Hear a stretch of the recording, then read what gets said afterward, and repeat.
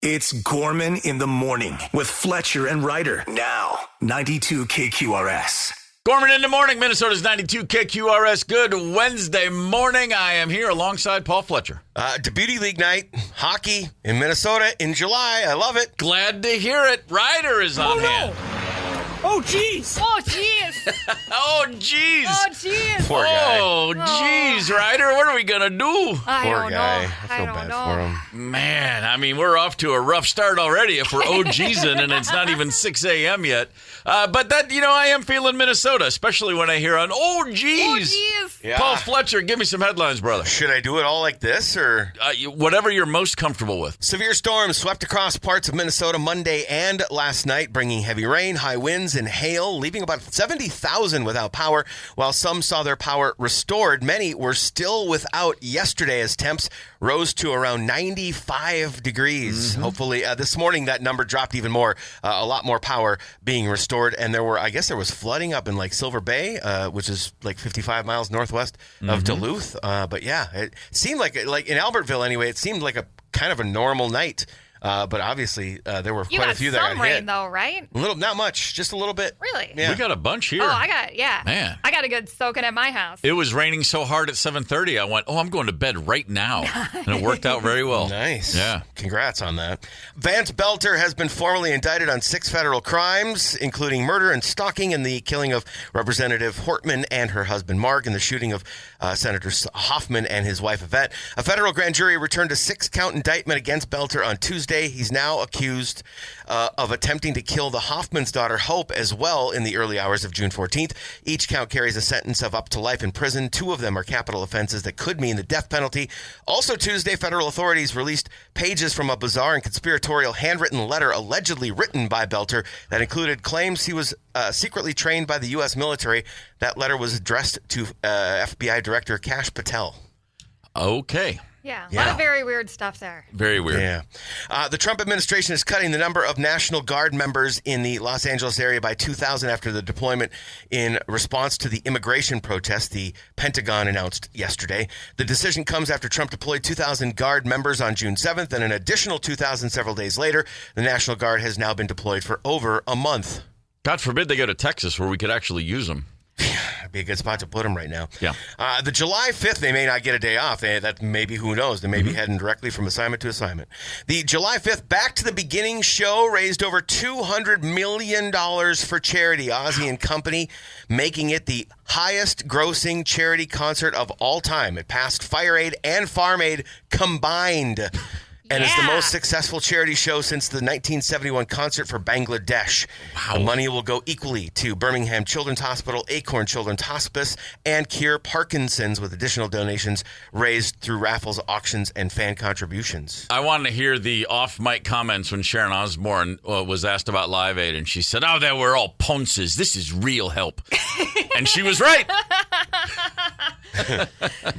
Yes, and may I add, suck it, Parkinson's. Nice work, Ozzy. Yes, I am 1,000,000,000% behind suck it, Parkinson's. And all children's diseases can suck it as well. Yeah. If that money wasn't going to charity, perhaps it could go to Sotheby's in New York. They're auctioning off a chunk of Mars, the largest piece ever found on Earth. The specimen known as NWA 16788 is expected to sell for somewhere between $2 and $4 million. The meteorite is believed to have blown off the surface of Mars by a massive asteroid strike before traveling 140 million miles to Earth, where it crashed into the Sahara and was found in Niger in November 2023. The meteorite was confirmed to be from Mars through specialized lab testing, showing it is a type of Martian rock formed from the slow cooling of Martian magma. And what is it called? NWA 16. Straight out of Compton. Sorry, I got excited. Come on, man. How great was 1989 when NWA hit the scene? It was fantastic. I loved those albums. Incredible. It was really hard to read that and watch your face, Steve. Watching you react to everything I was saying, you're just like, what? A piece of Mars. What? Come on. I don't want no space rocks, man. Not me. No? Heck no. They're freaking cool. Yeah, I'll look at them on TV. I just something I don't know. From Mars. Yeah, I don't need to know. I got a nerd alert. I went to the LBJ Presidential Library in Austin, which I thought was going to be lame, and it was so cool. And you do get to see, they gave him some moon rocks, and they're there, and you get to see it. It's freaking neat. Yeah, man. Yeah, I'm with and you, what Ryder. happened to LBJ? He died like a couple years later. That's all From I'm the saying. moon rock? Yeah, I don't know. Could be. Sounds like you're asserting that he was killed by moon rock. I'm just saying, just they got germs up there. I don't have the immune system to deal with. That might be Ryder, how true. long ago were you at the LBJ place? Oh, I don't. Long time ago? At least 10 years. And she's still here? Yeah. See, moon rock does not kill. All right, fair enough. Well, they're here. Minneapolis has unveiled the first 5 traffic safety cam locations. All these locations have had a history of problems with speed. 3rd Street North near 1st Ave North, that's downtown. Fremont Ave near West Broadway Ave, that's near North.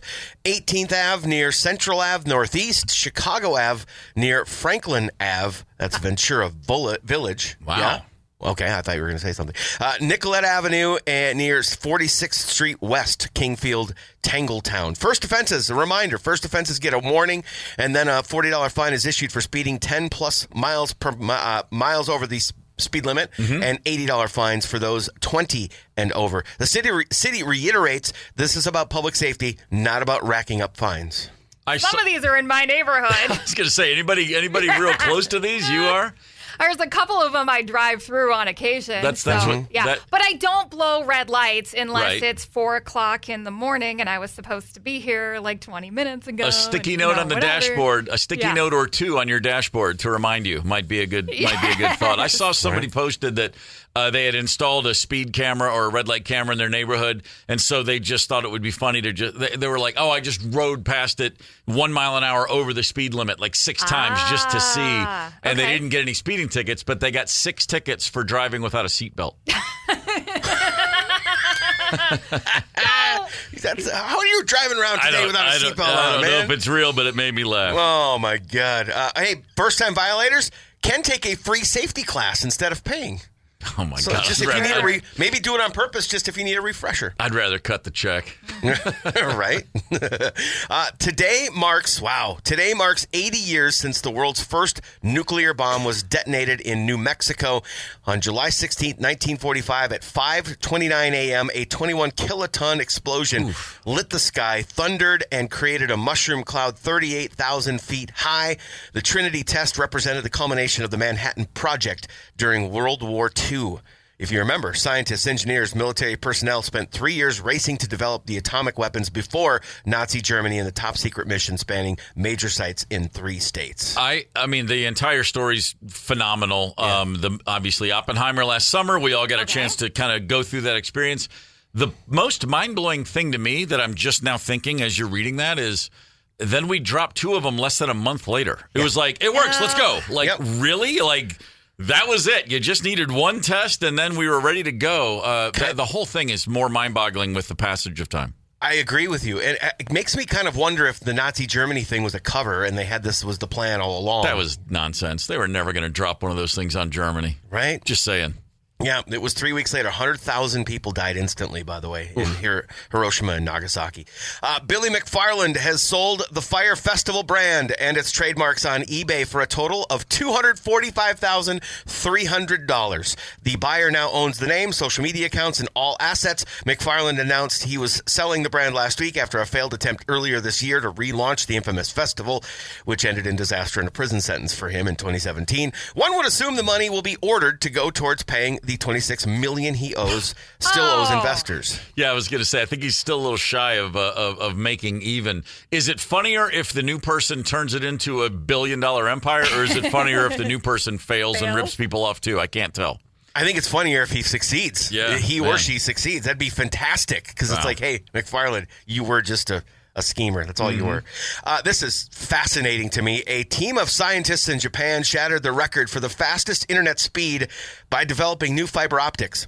The breakthrough is extreme and shocking considering the system was running, get this, buckle up, friends, 4 million times faster than the average U.S. broadband speeds. 4 times faster? 4 million times faster than average U.S. broadband speeds. I don't even know what that means. I'll put it in quantifiable terms for you after I go through the mumbo jumbo. They transmitted over 125,000 gigabytes of data per second over more than 1,000 miles. This would allow you to download the entire internet in less than 4 minutes. Or in another way of saying it, you could download all of Netflix in about a second. Okay. I know all of Netflix in a second. I know some cable guys that are real excited about this. Holy smokes. Man, let's I'm excited about it. I'm a gamer still. I want to play my NHL 25 at lightning speeds. I'm just going to say it. Take me back to the Dust Bowl. No atom bombs, no internet. I'm sorry, man. It was a little simpler, way more my speed. Yeah, well, get these internet speeds in time because from what I hear, the Stranger Things Season 5 teaser trailer drops today. I need those speeds. Back when a man like John Steinbeck could make a living. That's where I want to go. Do you guys play card games? Occasionally. Okay, yeah. Well, maybe you should head to Vegas, not for poker or blackjack, but the Palms Casino Resort recently opened the first ever Uno social club. Oh, that card game. Yeah. Oh, I'll play the hell out of some Uno. And apparently, more will be opening across the U.S. in the coming months. It sounds like a temporary stunt type thing for select groups of Uno enthusiasts, featuring tons of Uno gaming, food and drinks, as well as game-inspired decor, bowling, pool, and other awesomeness. But who knows? Maybe you'll see it on a Vegas gaming floor one day. Wow, Uno in a casino. Yeah, I don't have a poker face, so this might be a good one for me. It's pretty good. Yeah. My concern is growing up in a house where Uno was incredibly competitive. I might throw a punch at an Uno table in Vegas, and then I'd go to jail. So I would have to really, really, really keep the cuffs on. It's competitive by itself. Now you add it if you were to add money. That's what I'm saying. Good Lord. Yeah, I was like, how did you and the other Gorman kids bet on Uno? No, like, it was just a matter just of pride. No, it was just pride. It was this the look, the dismissive look as you laid your last card down. It was the arrogance, the attitude. It was everything. Yeah. What more do you need? We really? were just a crock pot, and Uno was a chance to lift the lid occasionally and let some steam off. Yeah, that's how that was. What more do you need, really? Yeah, than sure. Just winning at Uno. That's it. That's what I got. Speaking of winning, let's talk about the All-Star Game last night. A few things to discuss in the Major League Baseball All-Star Game. They're trying new things, and I am completely behind that effort. Yeah. I'm all for old-time baseball. Yeah. And I'm all for thinking about it in those terms because it's 2025, and man, we got to update things. People today, they just need new stuff, and you know what? Deal with it. And baseball's trying, and they're going to make some mistakes, but I'm all for the idea. Let's quote one of baseball's biggest movies, Moneyball. Huh? Billy Beane says, "Adapt or die." The NFL changes with their game more than any tech company could possibly mess with an app. Every summer, the NFL has rules committee meetings endlessly to tweak the rules. They changed the kickoff a couple years ago, and we just accept it. Baseball says, let's try something new, and everyone goes, ah! So last the night, pitch clock works great. the pitch clock is awesome. I'm not expecting this to happen in regular season baseball, but here's something last night. Clayton Kershaw on the hill for the Dodgers.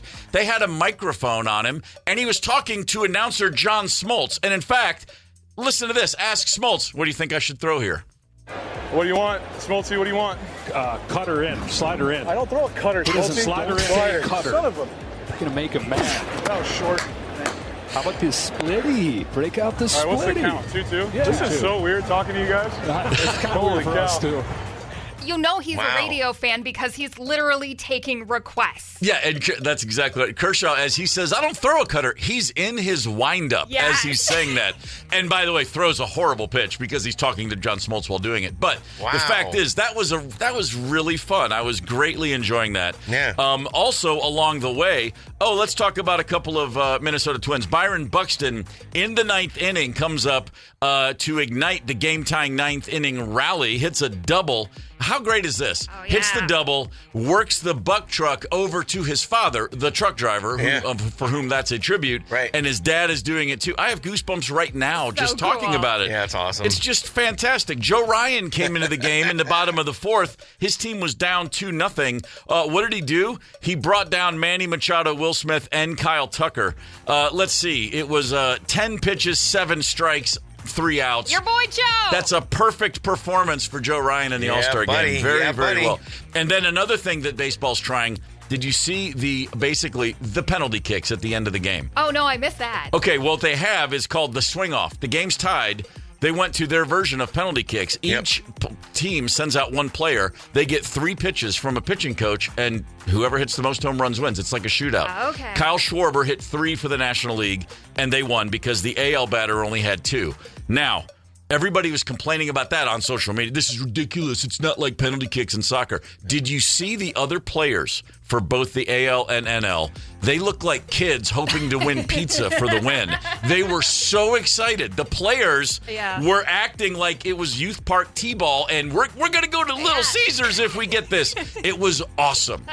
Well, and all the wah guys on social media, it's an all-star game. Calm down. Let's have some fun. It's okay. That's exactly it. That's exactly how I saw it. It was great. One last thought. They did have the robot ump thing come in a little bit. Yeah, I saw one. And we can discuss that a little later in the show if you want. All I know is this.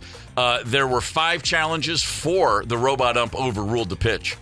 Okay. I mean, it's coming, ladies and gentlemen. Get ready for it. It's just a matter of time till that does work its way into regular season baseball. The Minnesota Lynx have 3 All-Stars this weekend in the WNBA All-Star game. I like that. Kayla McBride was added as an injury replacement. Right on. Let's talk about Cokato, Minnesota. Hell yeah, Cokato. Good. I wanted to say Cockatoo, but, I know that's not how you say it, but I just wish we did. Morning, Dad. Come on, Cokato. What's Dad up to? I don't know, but he does say he listens to, the first hour of the show. Oh, right on. So we're nailing him right now. Glad to have you with us, Pops. Gorman in the morning. Coming right back. 92 KQRS. Streaming from 92KQRS.com. Gorman in the morning is back. 92 KQRS. I curse like a sailor off mic, generally speaking, in my life. And I have since I was a little kid. I had a bunch of older siblings. It was just sort of bestowed upon me. You will say words your friends aren't allowed to say yet. That's kind of the lesson I got. Because as a kid, most of my friends were the oldest of their families. I had a lot of younger families that I was friends with. Sure. And as the youngest of a huge family, my parents were born in the 1920s, man. I had friends whose parents were like hippies. You know what I mean? Not mine. But anyway, my dad was a cursing Marine, and his kids were cursing, although we couldn't cuss in front of him. Yeah. We had That's rules. how that works. Yeah. You don't cuss around adults, but Different anyway. sets of rules. Long story short, I've never had a problem really on my. I can turn it off. It's like a valve. When I had little kids, I didn't cuss around them. I didn't want my kids to be like I was. I just look at little kids cussing, and I'm like, oh, come on, get over it. Anyway, my point is this. I love to cuss. I just feel better sometimes when a certain word flies.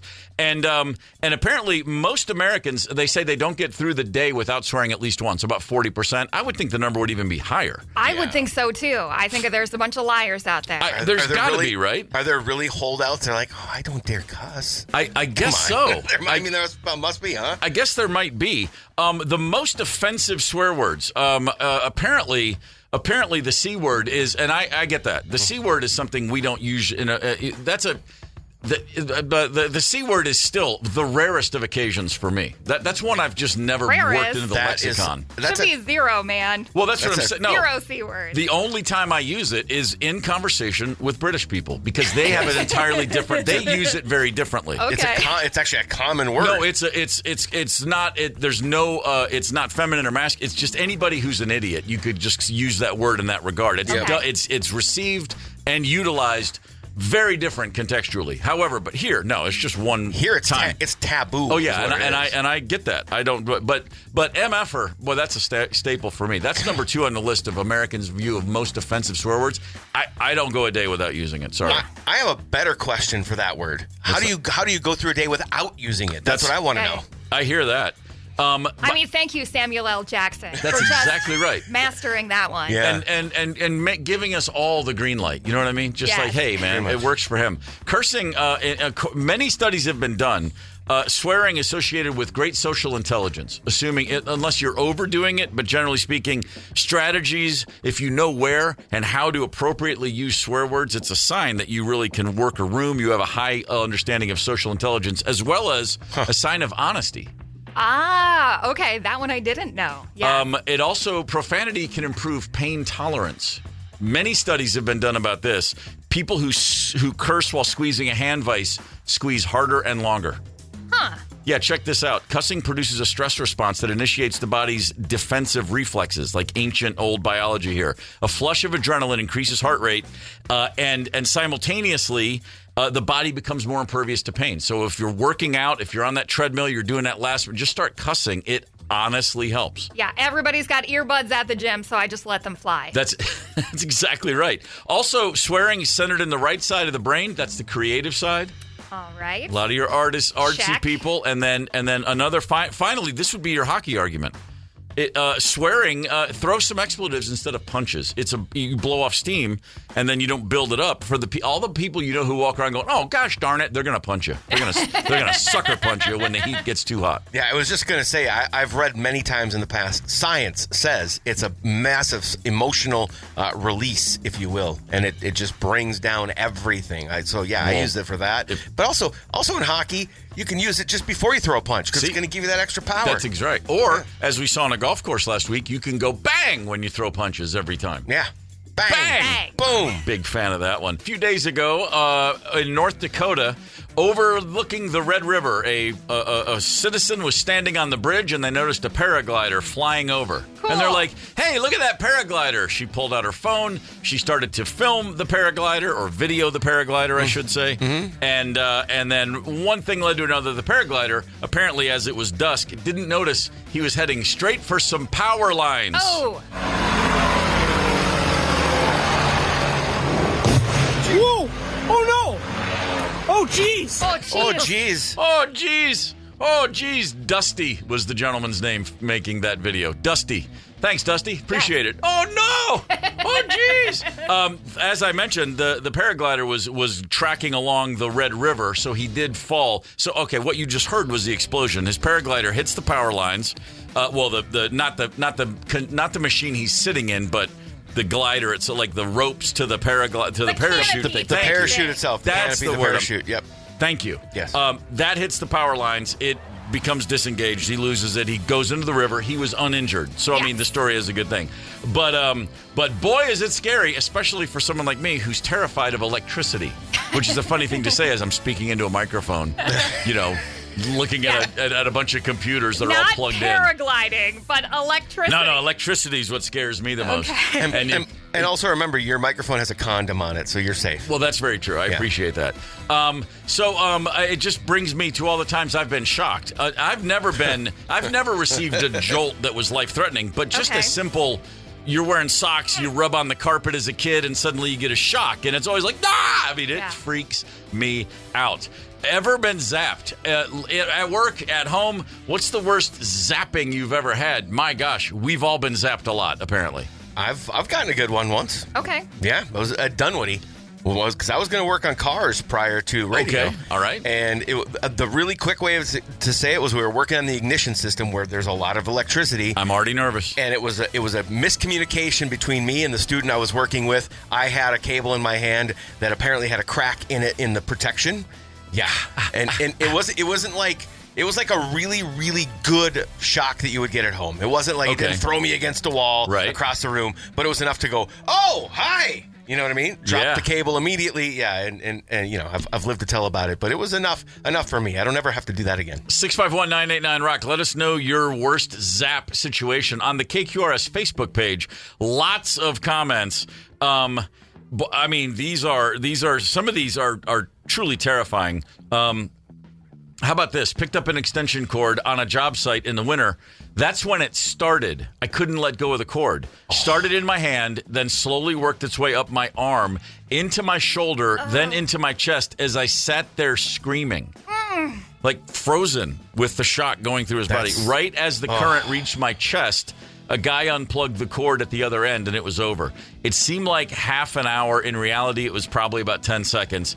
Arm was tingly for quite a while afterwards. Scary stuff. Every muscle is clenching as you're reading that. I'm nauseous 100%, to read that. Yeah, me too. And I'm thankful I was able to drop it in my situation. Not to bring it back to me, but what I mean? I get it. The fact that I was able to drop it, I feel lucky. Hit us up on the Facebook page Holy moly. Text or call 651-989-ROCK. Brian's on the horn right now. Brian's got a quick shop class story. I'm all ears, Brian. What do you got for us?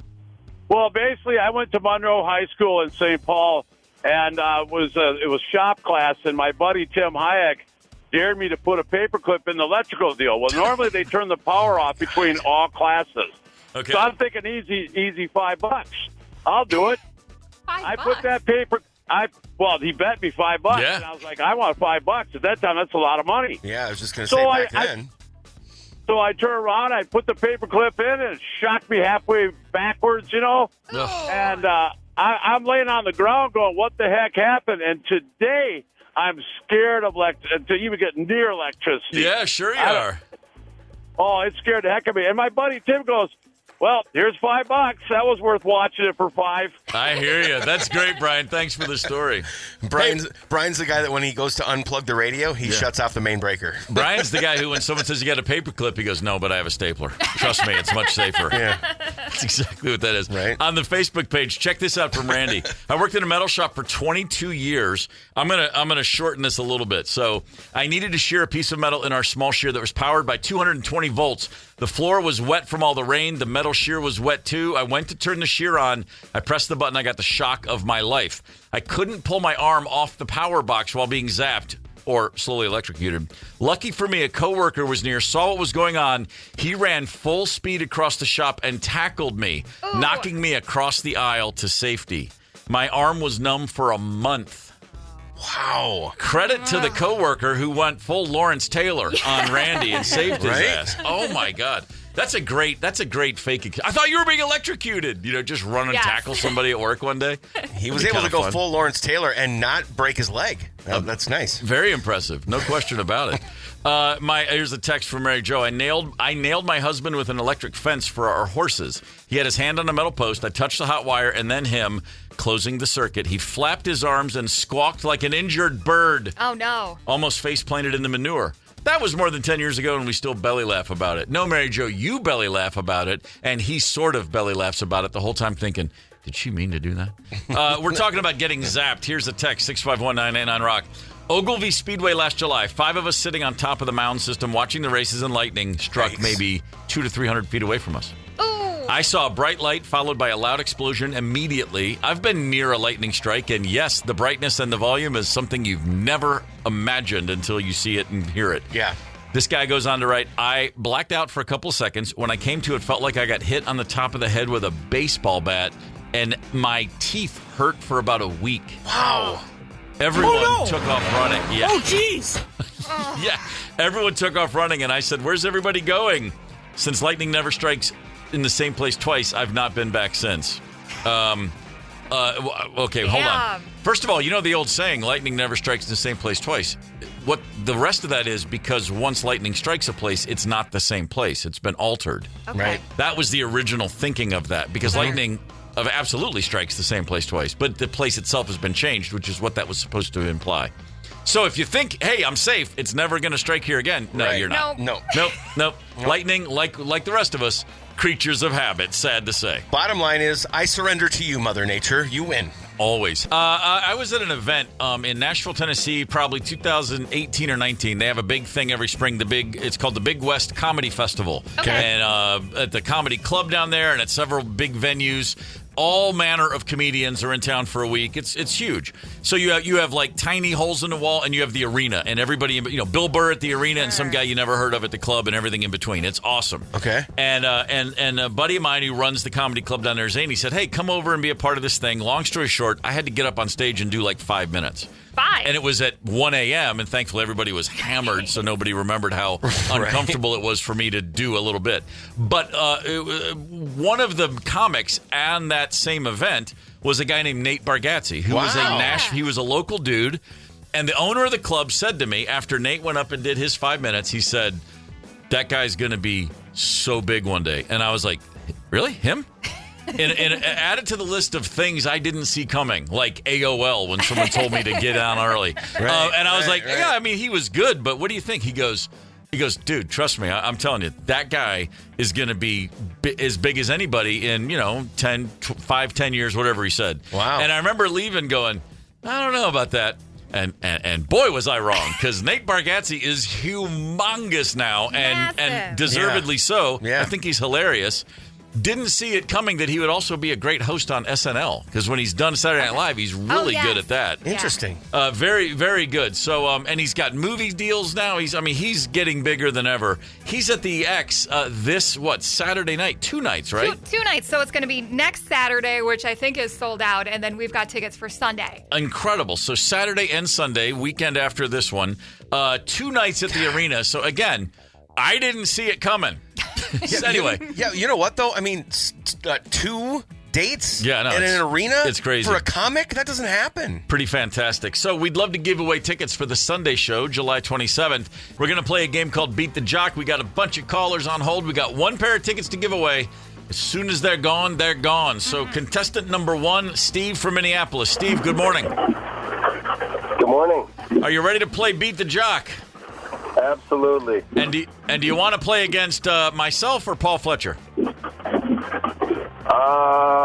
Fletcher. Going against Fletcher. Headphones off, man. The headphones are off. Gone. Here we go, Ryder. Okay. Steve, your category is awards, shows, or events. You have 20 seconds to name as many as you can. Ready, set, go. Golden Globes, Oscars, Screen Actors Guild, Grammys, Emmys, Tonys, Country Music Awards, 5 seconds. MTV Video Awards, People's Choice Awards. You want to give him People's Choice? We can. I got 9. Is that what you got, Ryder? I got 9 too. All right, 9. I'm real impressed with that number. Paul Fletcher, put your headphones on. What's the topic? The topic is... Topic is awards, shows, or events. All right. I think he's in trouble. Okay. I've watched a lot of award shows in my life. All right. Okay. Hang on. Hang on, Steve. All right, Paul. Ready, set, go.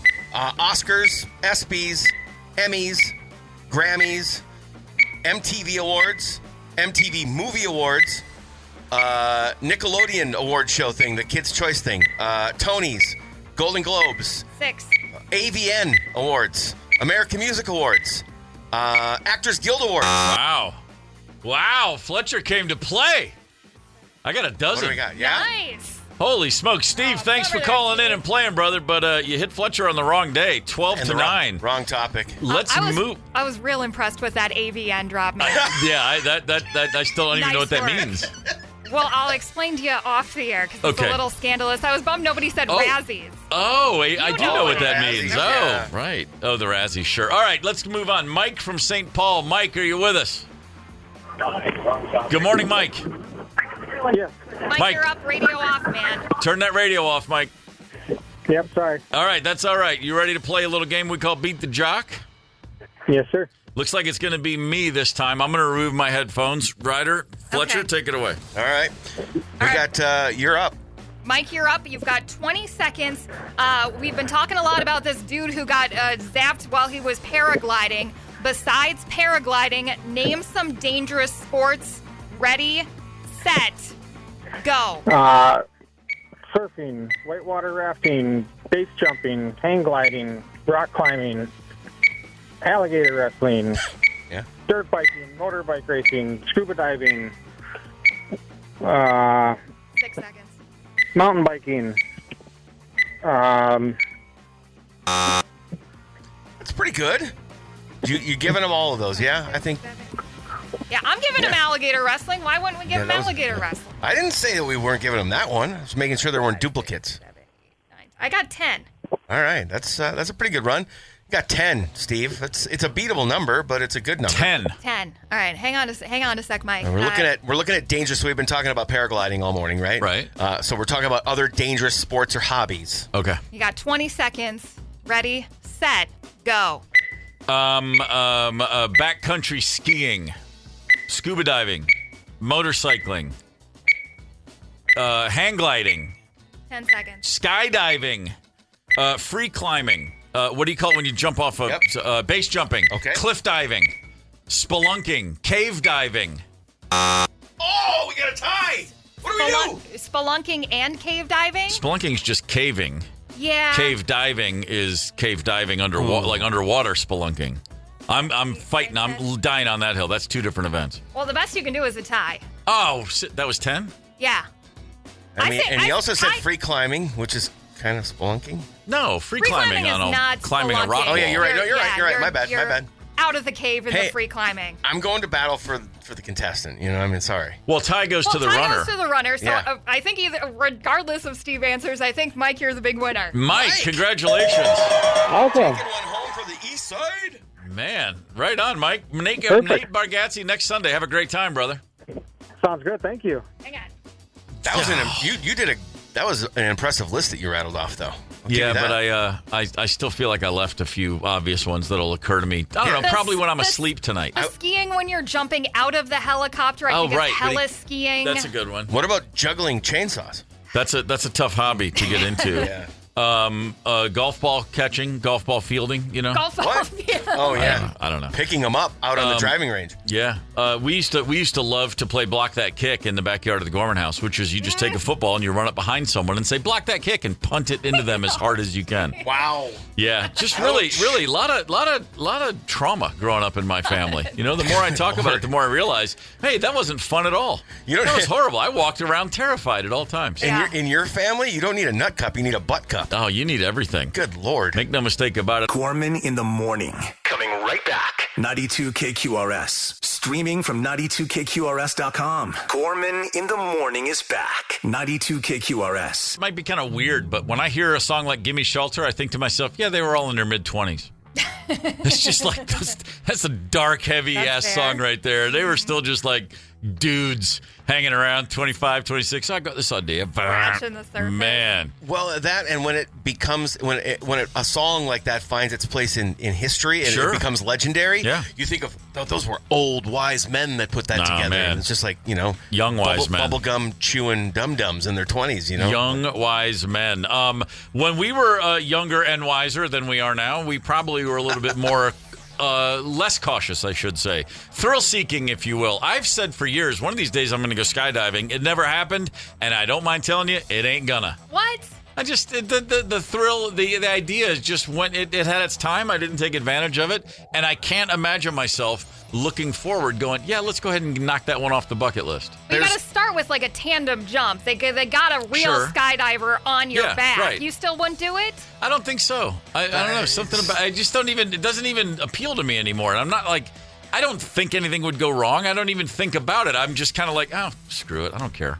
I thought I was actually going to do it when I was still back living in Omaha. My father-in-law is retired Air Force. And we've got a great air show that comes to Offutt Air Force Base in Omaha. Okay. And the Army Golden Knights, which is their jump team, were in town. And he's like, let me work some connections. Would you do it? I'm like, you know what? If you ask me blindly, would you do it? I would say no. Yeah. Would you do it with a bunch of professional military? Right. Yeah. Then I would. Okay. It did never come to fruition. And now I don't know if I would do it now if I was asked, even by them. That's a bummer. So what I'm hearing, Ryder, is you'd jump at that in a second. Oh, of course. I've done 2 tandem jumps. Oh, you have? Yeah, it was super fun. The cool thing about it is you don't really feel like you're falling because you're going so freaking fast. So like all the forces are pushing up on you. It very much just feels like you're floating. Really? Bungee jumping was scarier because there you feel like you're falling. Sure. Okay. So, you know what? I've never had anybody tell me that when you're doing the skydiving, it actually feels like you're floating. Yeah. I mean, you've seen the faces with the cheeks all, what it's coming, the air is coming up at you real fast. Right. It is until they pull the cord and then you're kind of, lazily floating. Well, then that changes my opinion from it's probably not going to happen to it's absolutely not going to happen. No chance in hell, because I'm the guy who'd be like, I'm floating. Why is the world getting bigger? Pfft. That'd be me. I'd forget to pull the ripcord. Yeah, right? Nah, forget it. What dangerous hobbies do you find yourself doing on a regular basis, or what do you want to do? Kenton texted in already, 65199 Rock. I'm dating in my late 50s. That should qualify as high risk. Okay, I got to give you credit. Yeah. But then my man Kenton went to the wall with, as Peter Falk said, serpentine style. Shell is the name. Serpentine. Anybody that drops a in-laws reference in my show, we're friends for life, brother. I've seen that movie more than any other. Kenton's very cool. Kenton wins that one. I don't know why sure. he's having trouble with the ladies. Get on that Rock the Boat 80s cruise, Kenton. We'll see you there. Come on, man. What's Tihara? Smile Island Nation. Don't get me started. I'll quote the entire In-Laws movie before too long. Let's see. Jim called in. We couldn't keep him on the phone. He said he drag races motorcycles at a track, and it hits up to 170 miles per hour. Yeah. That's breathtaking. That's a hobby. That's one way to describe it. Sure. That's okay. Insanity. Man. I love speed. I love G-forces. I love all that. In fact, if there's anybody with really fast four wheels, I'm game anytime you want to offer. But that is insanity to me. Like, I can't even...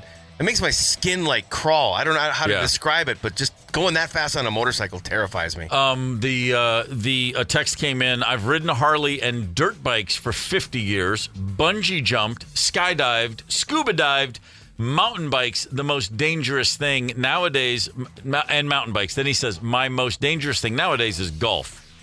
Okay. Near misses by balls like 5 times. Oh, I see. I took a golf ball off of a driver right to my back in high school as I was running across a fairway where I shouldn't have been.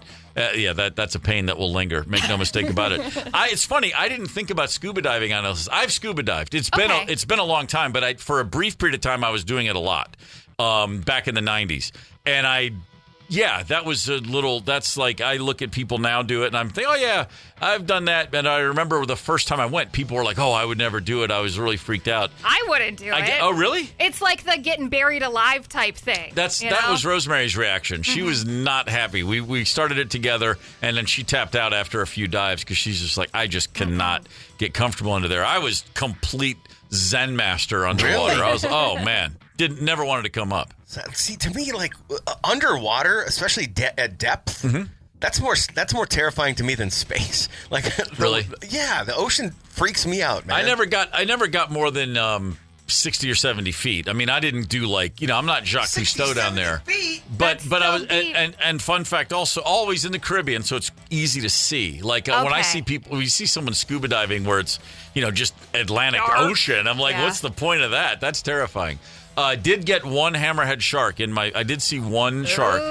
And he was far away, but the water's clear enough, and I saw him, and I was like, okay, I'm going to work through this oxygen real fast here, because I was trying to just stay calm, but then, look at my meter, and I'm like, oh, I'm not supposed to be breathing this fast. That was kind of scary. Were you far enough down that you had to worry about getting the bends?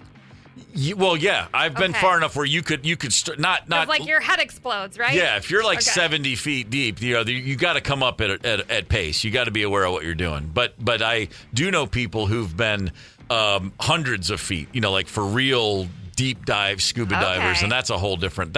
I'm not interested in that. I was always the guy who'd be like, oh, I'll go down and look at some cool manta rays and barracuda and blah blah blah. And if the instructor's got beer in his breath, that's not going to be a problem. That was my kind of thing. This text in from John: does taking acid and tripping balls while in county jail count? Wow. Yes, it does. Yeah, 1,000%. A buddy of mine smuggled a vial of Liquidin once, and we tripped every Saturday for a couple months. We were already in there for drugs, so what are you going to do? John, my man. Dangerous hobbies. What are they? By the way, we got talking about this because there was a paraglider incident where a guy in a paraglider in North Dakota hit some power lines. And we're going to be discussing we're going to have a conversation with a gentleman named Adam at Paramotor Central a little later in the show. We'll get the whole skinny, Yeah, he does training for all this sort of paragliding. Right. So. Okay, wow. Right on. So dangerous hobbies that we take in. So Rick texted in, my younger stepson used to be a rock climber. He sent us a photo, just shows basically what looks like the largest rock face you'll ever see and a body on it. Free climbing, whereas you don't have ropes and pulleys and anything. You're just climbing a rock wall. No thanks. I watched a documentary about a guy who did I don't remember his name. I don't remember where he climbed, but it was just a world record attempt. And I still have no idea what I just saw, because it's like when you see someone free climb a side of a rock wall, you think to yourself, is this Spider-Man for real? How is a human being doing this? Even without the free climbing, even with the ropes, it's freaky. Yeah, beyond mind-boggling to me. Even with the ropes, it's freaky. You just hit the nail on the head. Yeah. Those that do it without, I don't care how good you are at it. You're insane.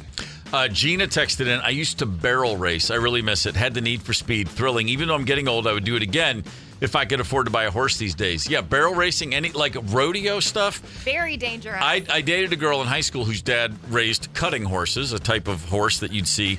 And with the family, I went to one rodeo in person where there was the bucking bronco and the bulls and the rope and the barrel racing and it was one of those things where I'd seen it on TV, but seeing it in person, I was just beyond blown away. Just thought to myself, no, thank you.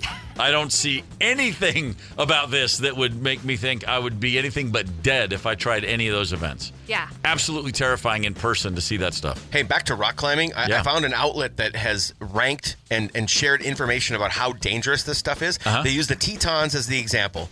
They say death in the next 1,000 hours climbing the Tetons, 12%. It's 1,250 times as dangerous as commercial aviation. Wow. Just for that. And you're scuba diving, death in the next 1,000 hours equals 0.8%, 83 times as dangerous as commercial aviation. Well, then I'll just take a flight over the Tetons, and then we can both say that we were up high. You want to know what Sounds this like a says? plan. You want to know what this says is the most dangerous of all the things you could do? Yeah. Base jumping. Death in the next 1,000 hours, 99% that somebody around the world is going to die.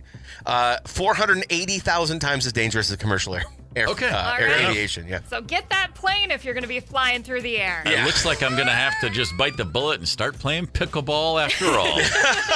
Gorman in the morning. Coming right back. 92 KQRS. Streaming from 92KQRS.com. Gorman in the morning is back. 92 KQRS. Gorman in the morning, Minnesota's 92 KQRS. Last week in North Dakota, a paraglider had a bit of a moment when he ran into some power lines. Everybody's okay. The paraglider survived the incident. The video, thankfully, went viral, and we've all had a good time watching that as the guy went right into the Red River. Again, no injuries. But it got us thinking about paragliding. I've never done it. You've never done it. Ryder, you've never done it. But right now on the show, joining us on the phone, Adam Roering, who is an instructor at Paramotor Central in Little Falls. We figured let's talk to somebody who knows a little something about paragliding. Adam, thanks for calling in this morning. Hey, good morning. How are you guys? We're doing good. Thank you very much. Okay, so paragliding, something I don't remember the first time I ever saw somebody paragliding, but it was a long time ago. And I probably thought to myself at the time, that looks fun, probably the most dangerous thing imaginable. No way I'd ever do it. And I have to think over the years, there are people constantly and continually updating equipment and making sure this is safer than ever. So that said, how long from me showing up at your door to you getting me on a solo paragliding trip? How long does it take to teach somebody how to do this so they can get up and be on their own in the air? Yeah, typically we expect anywhere from 10 to 15 hours of instruction for the ground handling stuff before you're proficient with the paraglider. Some people do that in a week to 10 days. Ooh, that's pretty quick. 10 days. Yeah. I mean, that's... Do you find a lot of people who are, thrill seekers looking for crazy things to do, or is it more just someone would love to have a bird's eye view of the world and is looking for a more relaxing way to explore? Well, I think we get both. I think we definitely get those adrenaline junkies, but we also get those people who... some of them are retired airline pilots, and they just maybe can't pass a medical or something like that. So it's very therapeutic to be up in the air, to have your knees in the breeze, as they say. How did you get started? What was your story to first time you went up? What was the thinking there? Just always had an itch to try new things.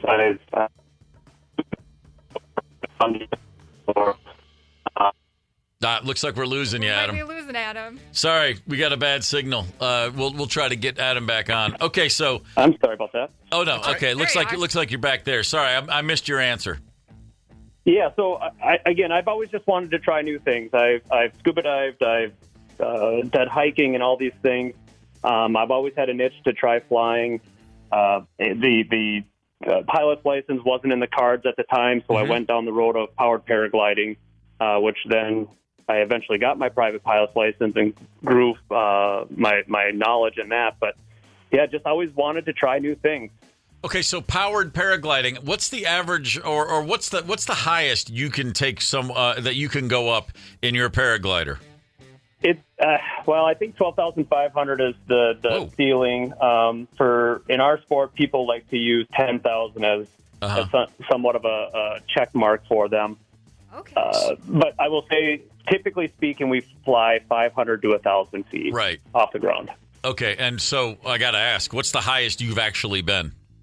I've been to 8,500 in the paraglider. It just I couldn't make the 10,000 because, frankly, I just got bored with it. The view at 2,000 feet was the same as it was at 8,000 feet. Yeah, that is up there, though, man. That's way higher than I thought you were going to say.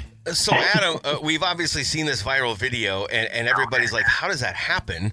I'm curious to, like, how maneuverable, how agile a powered paraglider is. I mean, is it easy to make split-second decisions or not as much?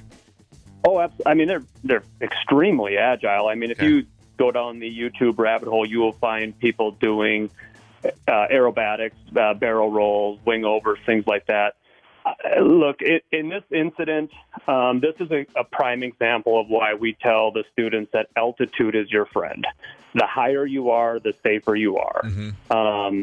For specific reasons like this. Look, all of the obstacles and the risks, they're down low, right? Flying is safe. Hitting the ground, hitting objects is not safe. So, honestly, that's just what happened here. Yeah, for sure.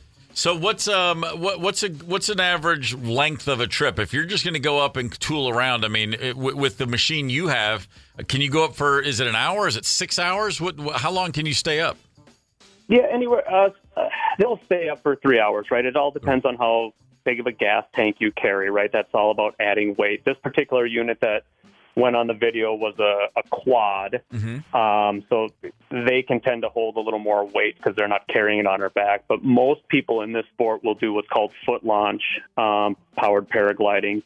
And then it's like carrying a rucksack on your back, and you have to run almost to a full-speed sprint to get this thing airborne. And so for those folks, they tend to want to keep the weight down naturally.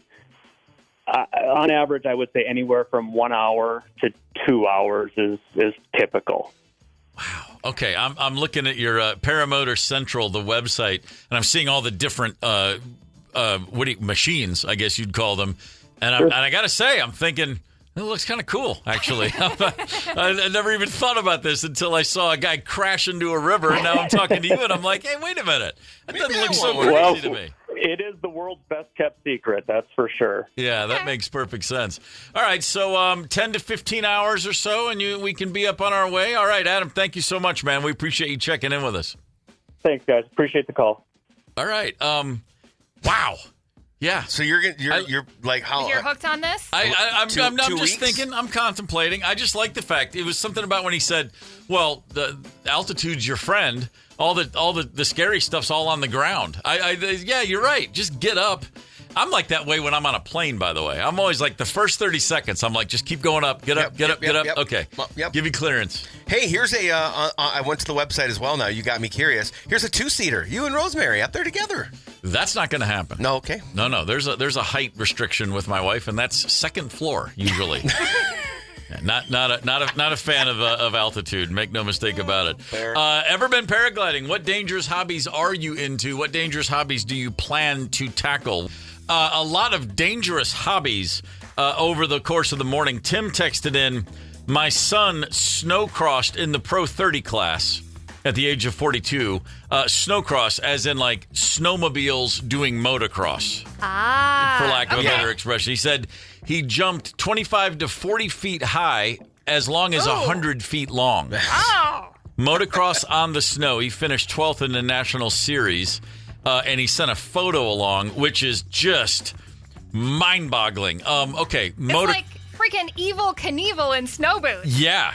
And my first thought is, you couldn't get hurt if it's in the snow. And then I'm like, 40 feet high for 100 feet long at very high rates of speed. Yeah, not only could you get hurt, the cold weather would make you think it's not as bad. Maybe. Holy crap. Snowcross. All right. I'm not going to snowcross, but I would go watch that live. Oh, sure. That looks amazing. It's time for the last word. All right. I loved growing up at a time when nobody had video cameras in their pockets. right? Fair. I mean, fair. pre-smartphone, you could have a blast. You didn't have to worry about anybody uploading it in real time while you're still trying to apologize for the stupid thing you just did. Right. But every now and again, I do wish I could go back with a time machine, with my iPhone. Okay. And if I could, 1940, the New York City premiere of Walt Disney's Pinocchio film. Really? Walt Disney hired 11 little people to dress as Pinocchio and stand on the marquee above the front entrance to the theater. Okay. You know, to create a nice little vibe there, a spectacle. Yeah. They're all dressed as Pinocchio. They were positioned on the marquee. They were given food. They're going to be up there for hours. And then along the way, somebody also dropped off a case of wine. Okay, all right. By Party afternoon, the heat made the costumes unbearable. Not only were they chugging the wine, they were overheated. The costumes were heavy. End of the day, the performers were all naked, drunk, urinating, and shouting profanities at passersby. Oh, no! On the marquee. Oh, jeez! Police were called, and they removed them in pillowcases.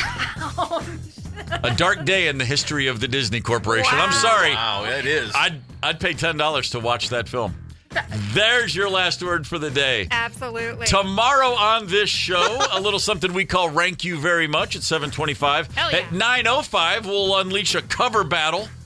Ooh, that's always fun. Yeah. I'm going to go ahead and I don't even know what the battle is, and I'm going to assume that I'm going to prefer the original better. That's just because, I like to tell people to get off my lawn. Fletcher, what's coming up next? I've got free stuff once again, as I often do. Go commercial free at around 11:45, but I've got tickets for the Pixies, among other things, today. Awesome. Gorman in the Morning is also Gorman on the go. Get the 92 KQRS app and stream live or catch the Gorman in the Morning podcast anytime. 92 KQRS.